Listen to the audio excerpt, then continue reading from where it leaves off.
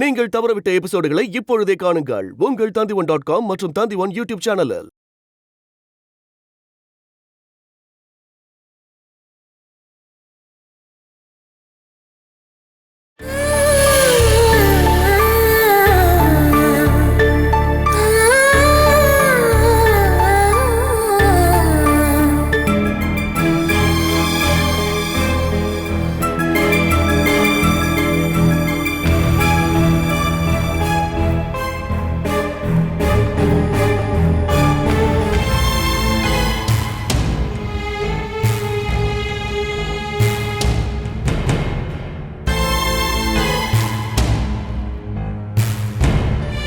ஓ, என்ன ஒரு அற்புதமான தூக்கம் அம்மிக்கு.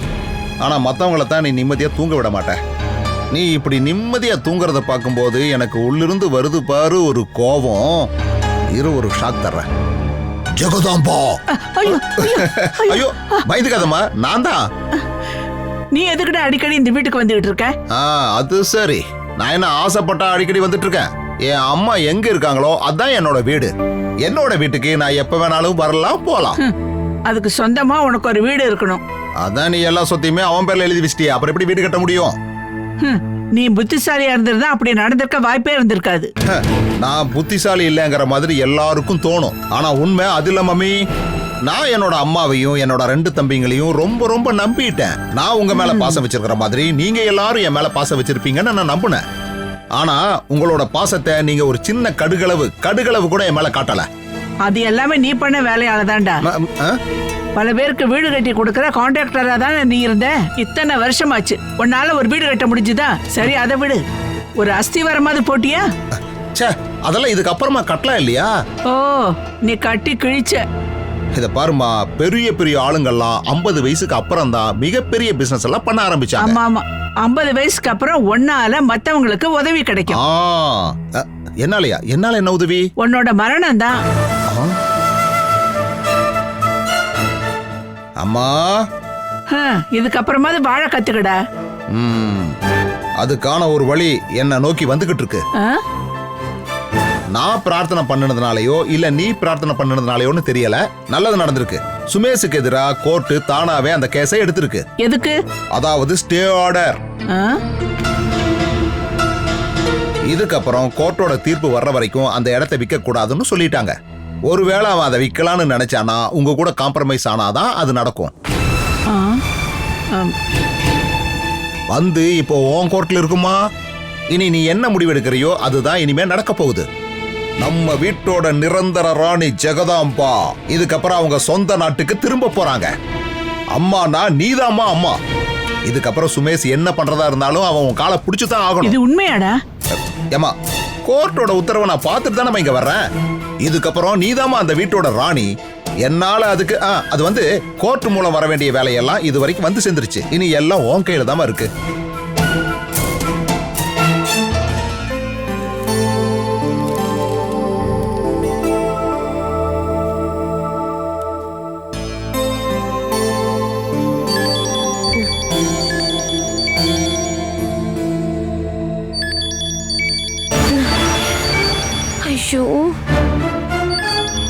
ஐயோ, எதுக்காக இந்த ராத்திரியில கால் பண்றாரு?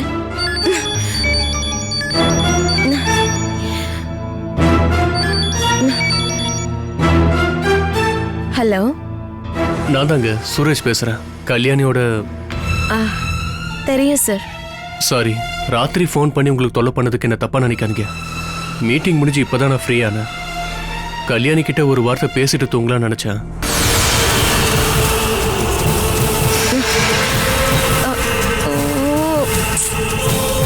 கல்யாணி கிட்ட போனை கொடுக்குறீங்களா?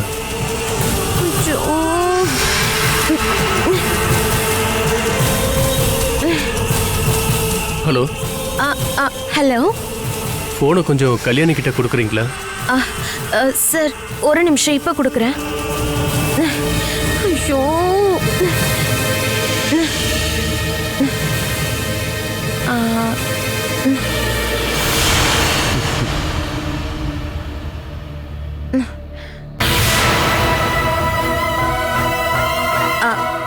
கல்யாணி, அம்மா கல்யாணி, உங்க அப்பா கால் பண்றாரு, எந்திரி.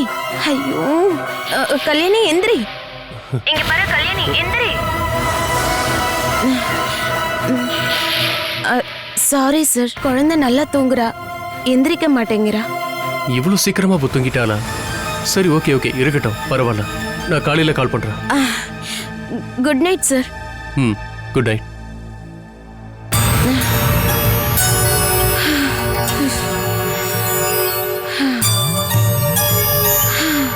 அம்மா கல்யாணி, நீ என்ன கூட விட்டு வைக்கல போல.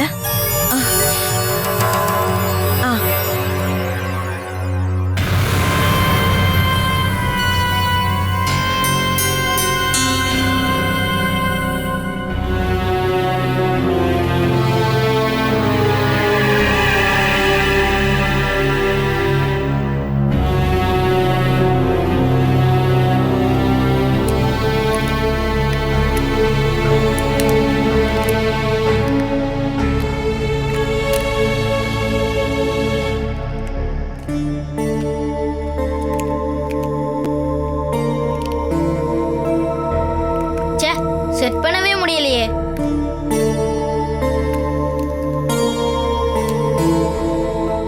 உனக்கு இது எங்க இருந்து கிடைச்சது? சுதா மேடத்தோட பொண்ணோடது இது. அது சரி, அவளும் உனக்கு பிடிக்க மாட்டேங்குது. ஆனா அவ கொண்டு வந்ததை எடுத்து நீ விளையாடுறதுல உனக்கு பிரச்சனை இல்ல. அவ இதை இங்கே வச்சுட்டு போயிட்டா, எனக்கு தேவையில்ல.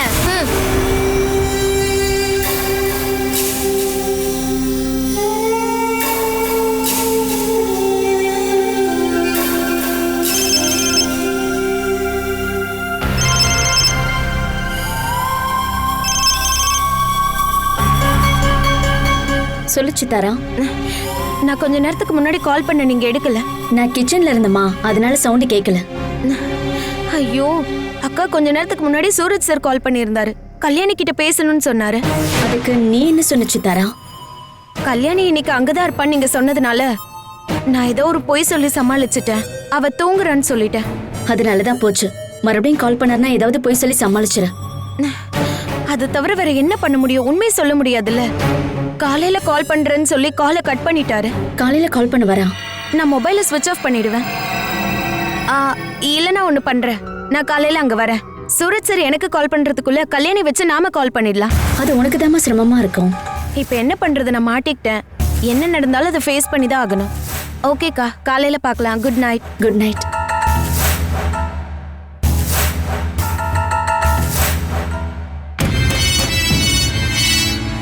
நீங்க யார பத்தி பேசிட்டு இருந்தீங்கம்மா? அது உனக்கு தேவையில்லாத விஷயம். போய் படுத்து தூங்கு.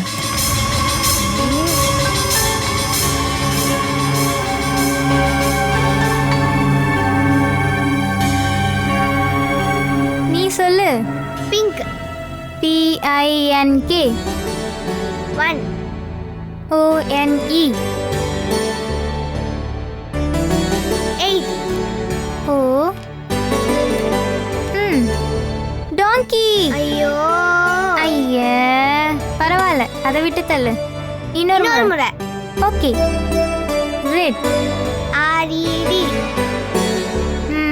1 ONE. 1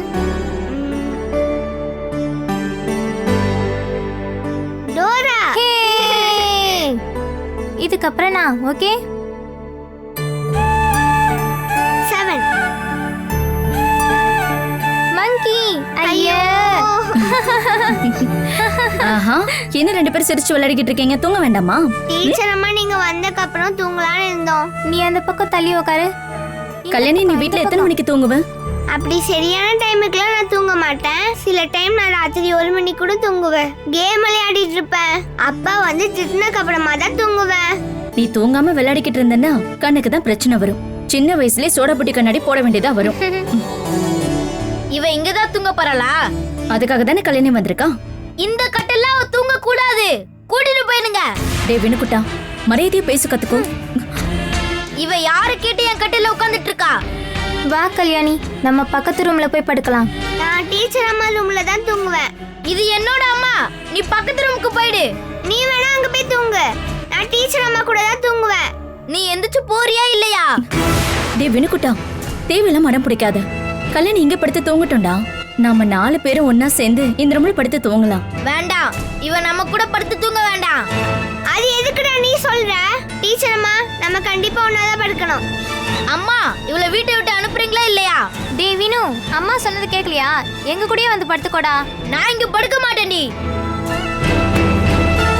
ஒருத்தரா கிளம்பி வந்துருது. ஏய் வினு, நீ எங்கடா போற? நீங்க 3 பேர் இங்க படுத்துங்க, நான் உங்க கூட படுக்க மாட்டேன்.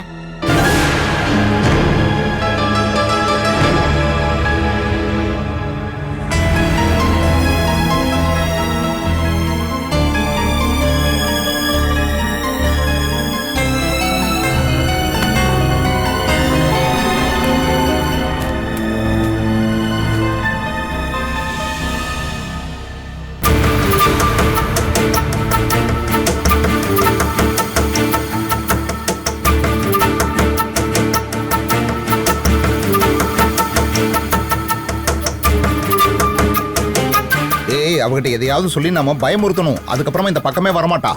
அவளை இங்க இருந்து ஓட வைக்கணும். ஓட வைப்பேன்.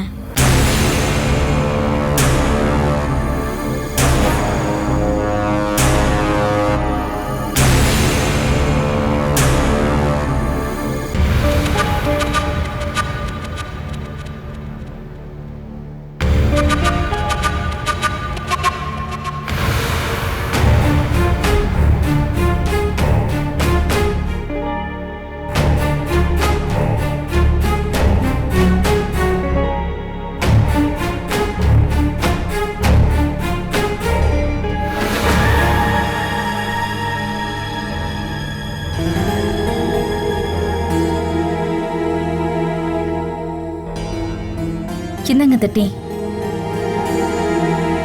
நில்லு. நீ ஏதோ ஒரு பொண்ணை கூட்டிட்டு வந்து இங்க தங்க வச்சிருக்கியா என்ன? அது வந்து நம்ம வீட்டுக்கு வர என் ஃப்ரெண்டு பிரீத்தி இருக்கால்ல, அவளுடைய அண்ணனுடைய பொண்ணு கல்யாணி. அவ பேரெல்லாம் எனக்கு நல்லா தெரியும்.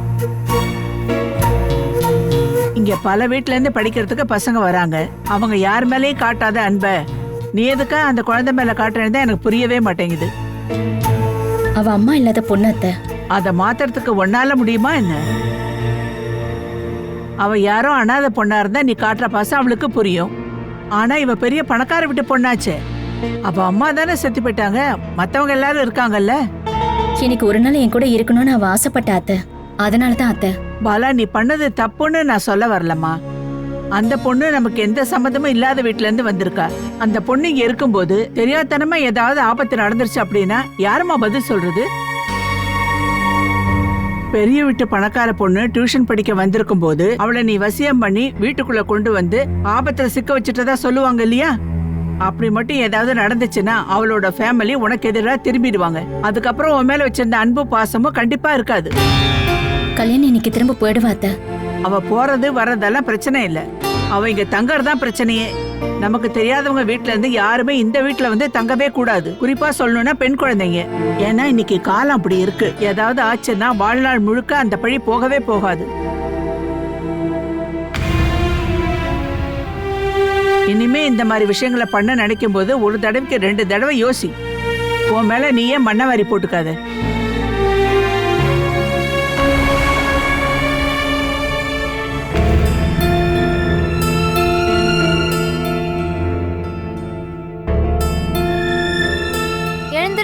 கல்யாணி, கல்யாணி விடிஞ்சிருச்சு. கல்யாணி, நீ எழுந்திருக்கிறியா இல்லையா? இப்ப காலையில 7 மணி ஆயிடுச்சு. எழுந்திரிப்பா. நீ போ, நான் கொஞ்ச நேரத்துக்கு அப்புறமா எழுந்திருக்கேன். இதுக்கப்புறம் படுத்தனா நீ இன்னும் டயர்டா தான் இருப்ப. எழுந்திரி. சீக்கிரமா எழுந்திருச்சு. நாம எங்க போக போறோம்? நீ ஒன்னும் ரொம்ப நேரம் படுத்து தூங்க வேண்டாம். முதல்ல எழுந்திரிப்பா. நீ ஏன் இப்படி தொந்தரவு பண்ணுற? காலையில எழுந்திருக்கிறது உனக்கு தொந்தரவா என்ன? நீ இதுக்கப்புறம் தூங்க வேண்டாம். வந்து முகத்தை கழுவிட்டு பிரஷ் பண்ணு. நான் இன்னும் கொஞ்ச நேரம் தூங்கட்டுமா? எங்க வீட்ல இருந்தா தலையில கொட்டி எழுந்திருக்க வைப்பாங்க. அதனாலதான் நான் இங்க வந்தனே. நான் எல்லா நாளும் 5 மணிக்கெல்லாம் எழுந்துப்பேன். லீவ் நாள்ல மட்டும் 6 மணி வரைக்கும் தூங்கலான்னு அம்மா சொல்லிருக்காங்க. இருந்தாலும் நான் 5 மணிக்கெல்லாம் எழுந்திருப்பேன். நீ எப்ப வேணா எழுஞ்சிக்கோ. அதே மாதிரி எழுந்திருக்கணும்னு என்னையும் சொல்லாத. என் கண்ணு சொக்கிக்கிட்டே போகுது. தூக்கம் களையவே இல்ல. உன்னை வச்சுட்டு நான் என்னதான் பண்றது? நீ எந்திருக்கிறியா இல்லையா? அகிலா, அங்க என்ன சண்டை? அம்மா, இந்த கல்யாணி எந்திரிக்கவே மாட்டேங்கிறா.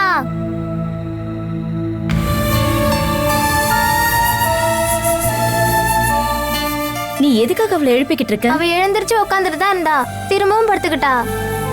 டீச்சர் அம்மா, அகிலாவை இங்க இருந்து போக சொல்லுங்க. இன்னும் கொஞ்ச நேரம் தூங்கிட்டு வரேன் டீச்சர் அம்மா.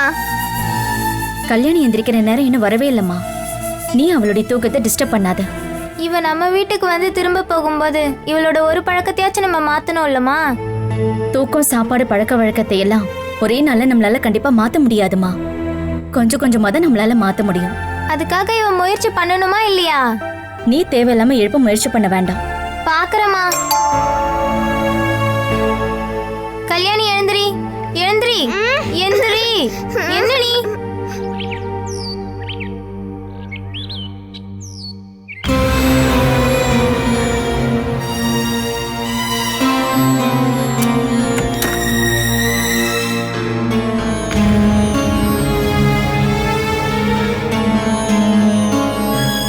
காலையில எழுப்பி விடுறதுக்காக வந்திருக்கியா என்ன? என்னால அங்க இருக்க முடியாம தான் வந்துட்டேன். போய் சொல்லி சொல்லி டயர்ட் ஆயிடுச்சு. ராத்திரி 2 முறை சூரஜ் எனக்கு கால் பண்ணிட்டாரு. எடுத்தா பொண்ணு கையில கொடுக்க சொல்வாருன்னு தான் எடுக்கவே இல்லை. சீக்கிரமா ரெடியாகி இங்க வந்துட்டேன். அடுத்த ஃபோன் வர்றதுக்கு முன்னாடி இங்க வந்துடணும்னு வந்துட்டேன். சித்தாரா, நான் உன்னை ஒரு குழியில தள்ளி விட்டுட்டேன்ல. நான் இப்படி போய் மாட்டிப்பேன்னு நான் நினைக்கவே இல்லக்கா. என்ன அவர் பார்க்க கூடாதுன்னு நினைச்சுதான் நான் அப்படி பண்ணேன். நான் இந்த நிலைமையில இப்படி இங்க இருக்கேன்னு சூரஜுக்கு தெரியவே கூடாது. நானே யோசனை பண்ணி பார்த்தேன். நான் ஏன் இந்த மாதிரி எல்லாம் பண்றேன்னு என்ன நானே கேள்வி கேட்டுக்கிட்டேன். இது அப்படியே கண்டினியூ ஆகி ஏதாவது பிரச்சனையில போய் முடியறதுக்கு பதில் இப்பவே தெரிஞ்சா நல்லது. நம்ம போய் சொன்னா எதுக்கு இந்த மாதிரி ஃப்ராடுத்தனம் பண்றேன்னு சூரஜ் நினைப்பார் இல்லையா? கல்யாணி என்கிட்ட ஒப்படைச்சதுக்கு அப்புறம் அவ மூலியமா பண்றதுக்கு நான் ஏதாவது முயற்சி பண்றேன்னு அவருக்கு தோணுச்சுன்னா நான் என்ன பண்ணுவேன்? அதை யோசனை பண்ணி பார்க்கும்போது நாம கொஞ்ச நாளைக்கு இப்படியே மெயின்டைன் பண்றது தான் நல்லதுன்னு எனக்கு தோணுது. அதுக்கப்புறம் எனக்கு நிரந்தரமா வேலை கிடைக்கிறது தான் இப்போ ஒரு பெரிய பிரச்சனையா இருக்கு. அப்படி கிடைச்சதுன்னா கொஞ்சம் பசங்களை நான் டியூஷனுக்கு வர வேண்டாம்னு சொல்ல போறேன். அந்த கொஞ்சம் பசங்கள்ல நான் கல்யாணிய வர வேண்டாம்னு சொல்ல போறேன். உங்களால அது முடியாதுக்கா.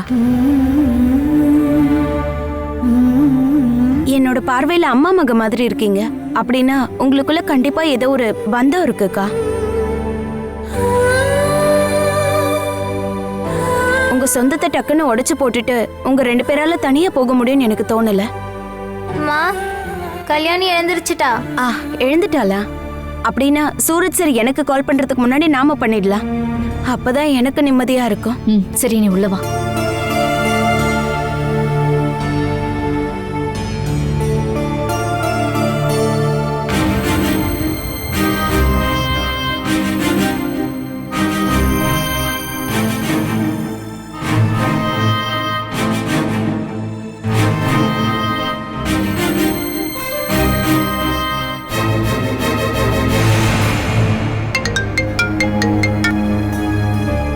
Hello, good morning. Good morning sir. உங்க காலை நான் இப்பதான் கவனிச்சேன். நான் காலையில எந்திரிச்ச உடனே கால் பண்ணேன். கல்யாணி எந்திரிச்சாலா? எழுந்துட்டா சார். இதோ நான் கொடுக்குறேன். கல்யாணி, உன் அப்பா. அப்பா, கல்யாணி, நல்லா இருக்கியா? எனக்கு எந்த குறையும் இல்லப்பா. நான் ஹாப்பி. நீ ஹாப்பியா தான் இருப்ப. நான் மத்தவங்கள பத்தி கேட்டேன். நாங்க இப்ப ரொம்ப க்ளோஸ் ஆயிட்டோம். நம்ம வீட்டுக்கு எப்ப கிளம்ப போற? லீவு தானப்பா, 2 நாள் கழிச்சு போறேனே. இது நல்லா இருக்கு. ஒரு நாள் பர்மிஷன் கொடுத்தா அதை 3 நாளா மாத்தலாம் நினைக்கிறியா? ப்ளீஸ் பா, இங்க சூப்பரா இருக்குப்பா.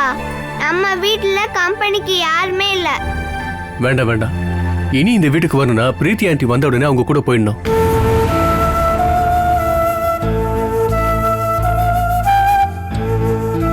அதனால நீ வந்த மாதிரி ரொம்ப சந்தோஷமா திரும்ப வீட்டுக்கு போகணும். அப்பா, போனை வைக்காதீங்க. நான் டீச்சர் அம்மாட்ட கொடுக்கறேன்.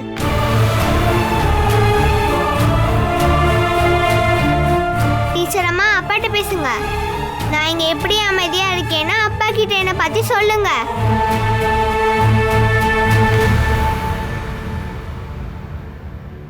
அப்பா, நான் டீச்சர் அம்மா கையில கொடுக்கறேன்.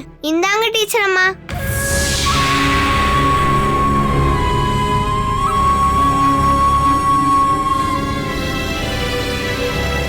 பாப்பா அப்பாவுக்கு ஒரு அர்ஜென்ட் கால் வருதுமா. விடுங்க டீச்சர் அம்மா.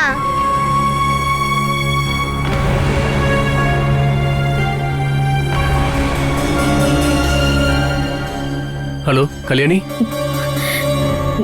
என்னம்மா உன்கிட்ட பேசணுமா? சொல்லுங்கப்பா. எனக்கு இன்னொரு கால் வந்துட்டு இருக்குமா, நான் அப்புறமா கால் பண்றேன். சரிங்கப்பா.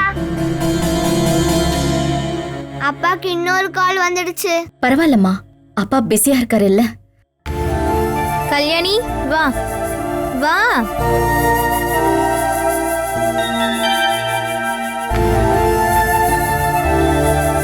அக்கா உங்க நம்பரை கொடுக்கறது தான் நல்லது. கல்யாணோட வீட்ல இருந்து எனக்கு தான் கால் பண்றாங்க. அப்பனா அதே நம்பரை சூரஜ் சருக்கு கொடுங்க. எனக்கு எந்த பிரச்சனையும் இல்லைல்ல. இப்போ உன்னுடைய வாய்ஸ் சூரஜ்க்கு பழக்கம் ஆயிடுச்சு, டக்குன்னு மாத்த முடியாது இல்லையா? இருந்தாலும் கொஞ்ச நாளைக்கு இந்த கண்ணாமூச்சி விளையாட்டு இருக்கட்டும். வழி இல்லாம போகும்போது அப்ப நம்ம உண்மையை சொல்லிடலாம். அது வரைக்கும் சுதா டீச்சரா நீதான் இருக்கணும் Sithara.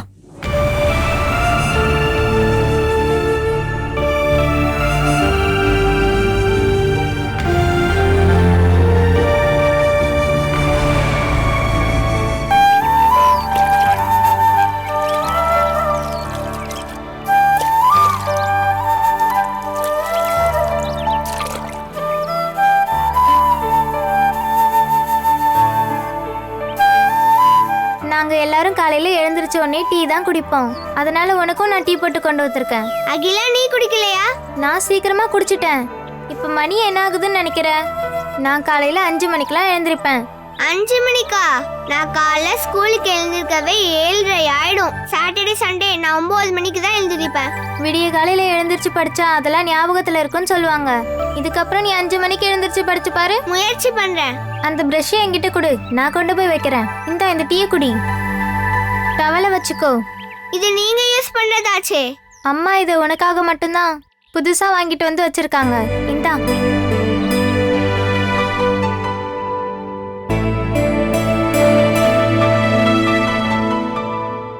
Catch us on TV, Tandivan.com, Facebook and YouTube.